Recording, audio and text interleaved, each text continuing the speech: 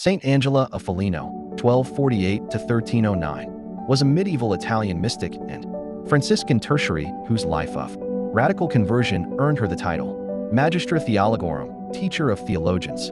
She is celebrated as one of the most profound voices in Franciscan spirituality. Born into a wealthy family in Foligno, Italy, Angela spent the first half of her life immersed in worldly comforts. She married a man of high social standing and bore several children. By her own admission, she was obsessed with her status, beauty, and possessions, leading a life she later described as superficial and even sinful. Her transformation began around 1285, triggered by a series of local tragedies that forced her to reflect on the fragility of life. A violent earthquake and a hurricane. Saint Francis of Assisi appeared to her in a vision, prompting her to seek a full confession. In a tragic span of just a few months, circa 1288, her mother, husband, and all of her children died. While this was a period of immense grief, Angela viewed it as a divine clearing of her path to total devotion. In 1291, she sold all her possessions, gave the money to the poor, and joined the secular Franciscan order, Third Order.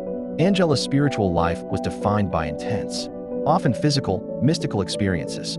She dictated her journey to her Franciscan confessor, Brother Arnold, resulting in her famous work, the Book of Visions and Instructions, or the Memoriale. Her spirituality was centered on Christ crucified. She sought to unite her own suffering with the physical agony of Jesus.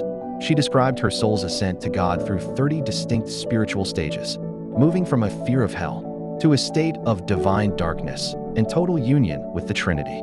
She often struggled to find words for her ecstasies, describing God as a love unknown and an uncreated light.